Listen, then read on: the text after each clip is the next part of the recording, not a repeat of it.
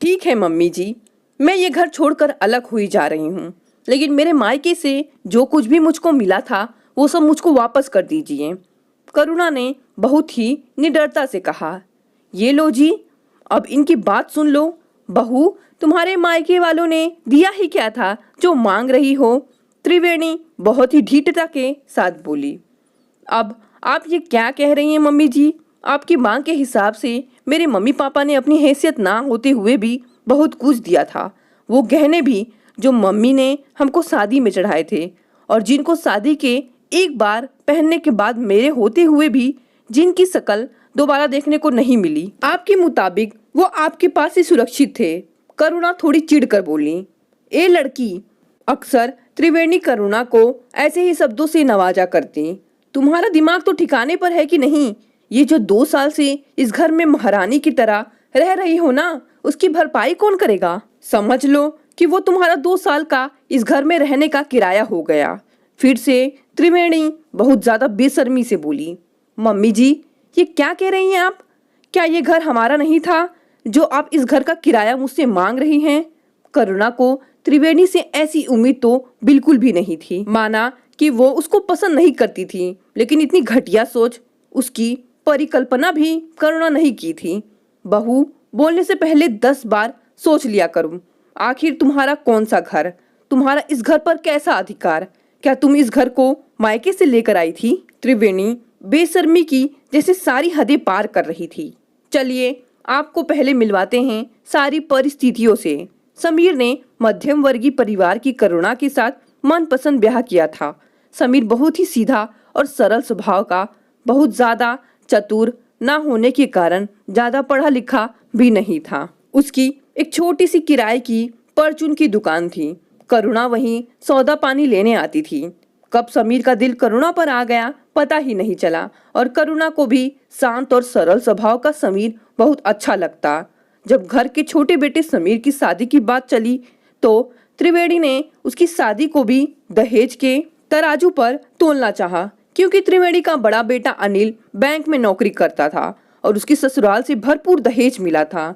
बस त्रिवेणी यही सब कुछ समीर के ससुराल से चाहती थी, लेकिन समीर ने उसकी सारी आशाओं पर पानी फेर दिया और समीर करुणा के साथ शादी करने के लिए जिद पर ही अड़ गया।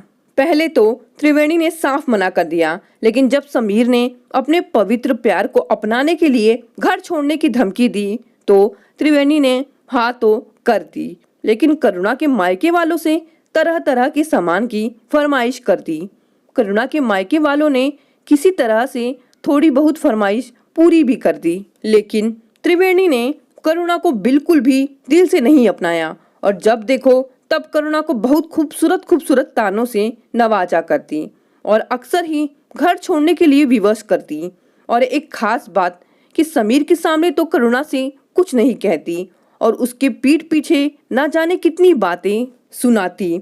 और अभी कल की ही बात है, जब करुणा सारा काम समेट ही रही थी कि त्रिवेणी ने उसको बुलाकर कहा कि तुम अपना कहीं और रहने का ठिकाना ढूंढ लो, क्योंकि तुम जिस कमरे में रहती हो वो हमको किराए पर उठाना है।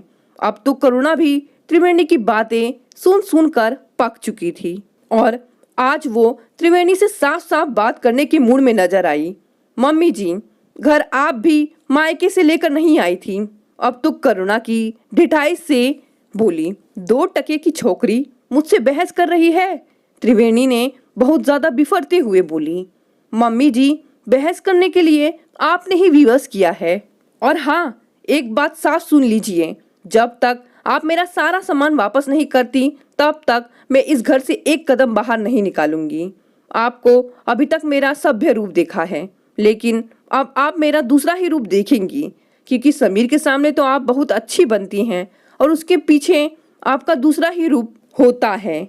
इस गलत फहमी में मत रहिएगा कि समीर को कुछ पता नहीं। जानते तो वो भी आपके स्वभाव के बारे में, लेकिन बस कुछ कह नहीं पाते, और अगली बार आपने अगर कुछ कहा तो उनको दुकान से बुलाकर उनके सामने ही सारी बातें साफ करूंगी।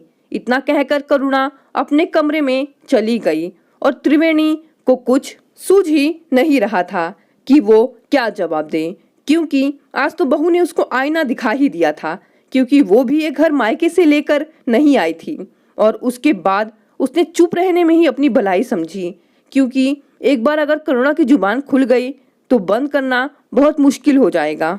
दोस्तों, कहानी पसंद आई तो इसे लाइक और शेयर करें और चैनल को भी सब्सक्राइब कर लें। बहुत बहुत धन्यवाद।